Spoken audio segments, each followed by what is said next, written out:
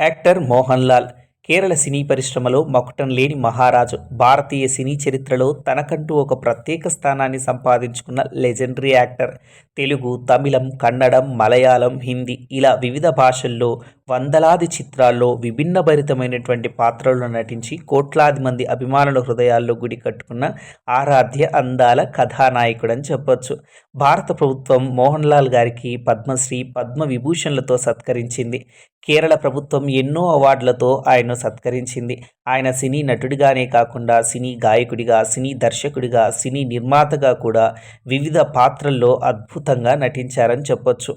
భారతీయ సినీ చరిత్రలో తనకంటూ ఒక ప్రత్యేక స్థానాన్ని సంపాదించుకుని కోట్లాది మంది అభిమానాన్ని సొంతం చేసుకున్నారు ఈ మలయాళ నటుడు.